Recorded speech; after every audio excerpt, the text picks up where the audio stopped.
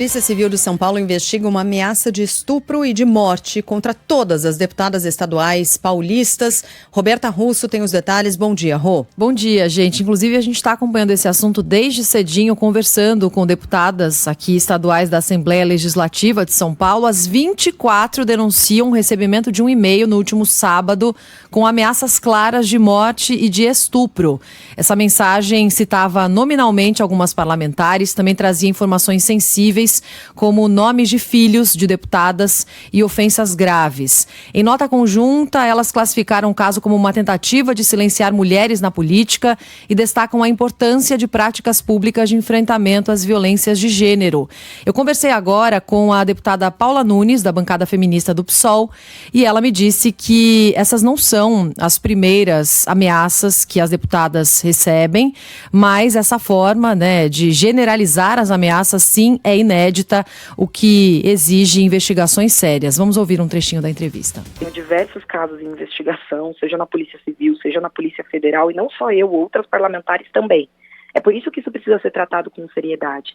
Infelizmente, num país em que nós já tivemos uma parlamentar assassinada, diante da sua condição de ser parlamentar e tantas outras ameaçadas, a violência política de gênero precisa ser tratada com seriedade. É por isso que esse caso precisa ser investigado, mas também a gente precisa aproveitar esse momento para falar sobre essa violência que impede o exercício de muitas mulheres parlamentares, que faz outras tantas desistirem, que faz outras tantas serem violentadas. Então, assim, a gente quer, se o nosso país quer viver uma democracia de fato, é preciso que as mulheres tenham condições e segurança de exercer os seus mandatos. O caso foi denunciado à Polícia Civil e à presidência da Casa. Em nota, a Secretaria de Segurança Pública afirma que foi registrado como ameaça, injúria racial e falsa identidade pela assessoria da Polícia Civil junto à Assembleia Legislativa do Estado de São Paulo. Ontem foram realizadas diligências que resultaram na apreensão de um computador e um telefone celular na residência de um homem de 28 anos que está sendo investigado, mas, pelo que apuramos até agora, não se sabe se foi ele que enviou as mensagens ou se o endereço dele foi usado por criminosos para desviar as investigações. A gente está falando aqui de um crime, Como já houve em outras oportunidades denúncias desse tipo, talvez não dessa maneira generalizada, não é, Rô? Mas eu lembro aqui a importância...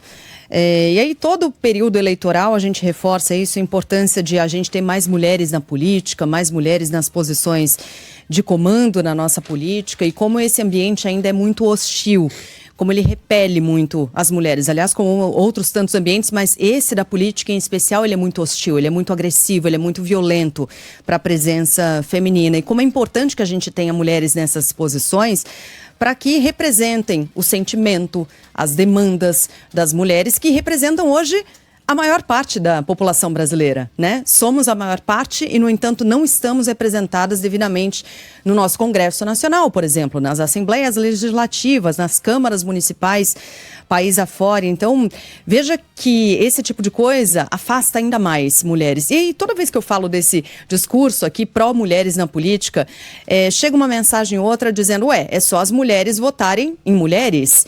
Mas a gente tem poucas candidatas, exatamente por isso, porque são poucas a que querem se arriscar nesse ambiente que afasta, que não atrai mulheres, em que é um ambiente que ela sabe que pode sofrer esse tipo de coisa tão grave, Sabe que eu queria chamar a atenção para uma fala da Marisa Monte?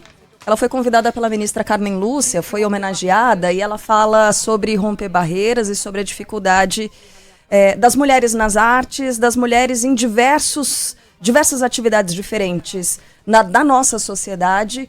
Historicamente dominado por homens, eu fiz escolhas que reafirmaram a minha autonomia. E que ela fala que nós mulheres somos uma maioria minorizada. Porque a gente tem maioria absoluta da população brasileira, somos minoria em representatividade e em oportunidades. Apenas 4,9% das empresas do Brasil têm como CEO uma mulher. No setor público, as mulheres ocupam apenas 15% das prefeituras e 18% das cadeiras no Congresso Nacional. Mulheres, cabe o dever do cuidado e o ônus de exercerem o trabalho não remunerado, realizado 7 dias por semana, 24 horas por dia, que a maternidade impõe. Isso representa uma enorme força de trabalho em benefício dos homens, da sociedade, do mundo capitalista e da humanidade.